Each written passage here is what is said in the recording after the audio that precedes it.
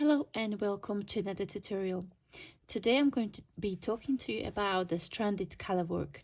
This was a requested video from one of the subscribers who also bought the Melissa pattern, and they wanted me to elaborate on how I do my stranded color work, especially in terms of how I manage to have the strands of yarn untangled.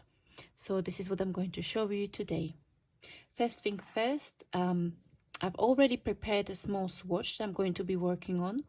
So if you are just starting with Tunisian crochet, I recommend that you watch one of my master classes or one of the individual videos on how to start your Tunisian crochet, because this is not going to be one of those videos where I'm going to explain everything from the very beginning. So I've already got a few rows of Tunisian simple stitch. I've already introduced another color into my project, so now I'm going to show you how to manage the two strands of yarn. So first thing that I do when I do stranded color work, because of the nature of the technique, I make sure that I've got plenty of yarn unwound from my balls of yarn. So you can see that I've got a very small swatch here, but I've got plenty of yarn out of both balls. So that's step number one. Step number two is you will get some tangling. However, because of the way you're going to be working the forward and return pass, you'll basically start wrapping the strands of yarn around each other on the forward pass, and then we are going to do the same but in the opposite direction on the return pass, so that you will end up with strands that are untangled after each row. So this doesn't follow any of my patterns. I'm just working this randomly. So let's say I've got 2 stitches in the reds, and now I want to change into green. So you will need to decide how you're going to wrap the strands of yarn around each other. So what I like to do is I like to get the second strand and work it kind of from crossing over from the bottom. Okay, so that's what I'm going to do. You can also do it the other way. It's up to you. I just prefer it to do it this way. So I'm going to get the green, which is already in the project, and then cross it from the bottom. As you can see, the strands of yarn are crossed now. I am going to work a couple of stitches, let's say 3 in green. And then if I want to change to red, I'm going to again cross it from the bottom. So picking up the red, crossing over. Let's work another 3 stitches in red. 1, 2, 3. Then getting green, again picking up and crossing over.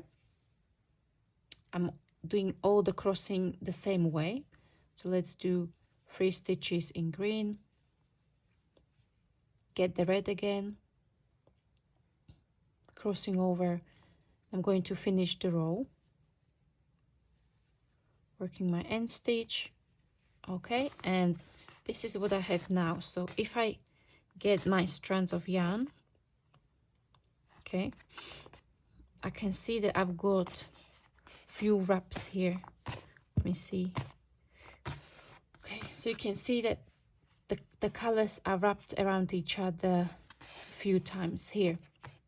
So if you've got the longer project, you will basically accumulating this. So at the end, your yarn can be quite wound around each other. And as you are working across the row, you are kind of like pushing it away, so that you are releasing some yarn that you can actively work with. And now I'm going to work return pass. So we will do standard return pass. Now when I'm changing color, I'm going to do the same thing but in the opposite way. So before I was getting the red from the bottom, wrapping it around the green. Now I'm going to do the opposite. I'm getting the green from the bottom, wrapping around the red. Okay, so I'm doing the same in the opposite way. I'm going to drop the green, get my red, and again from the bottom over the green. 1, 2, 3. Okay, now I'm changing to green again. So again, I drop red, get the green, crossing over from the bottom up. 1, 2, and 3. This is the last time when I'm going to change the colors. Get the red. 1, 2, 3. And as you can see, now I've ended with strands of yarn that are untangled. Okay, so that kind of gets you ready for the next row. So if you follow this technique, you will end up with yarn that is untangled after every row. So there will be some tangling on the forward pass, but if you work in the opposite direction in terms of how you cross the yarn on the return pass, you will end up with untangled yarn after each row. Okay, I hope you'll find this quick demonstration how I manage my strands of yarn and keep them in a way untangled, but just after each row, in my stranded color work in Tunisian crochet. And again, if you've got any questions, if you'd like any clarification on any of the patterns or techniques, please let me know in the comment section below, and I'll try to make a video tutorial for you. Bye bye.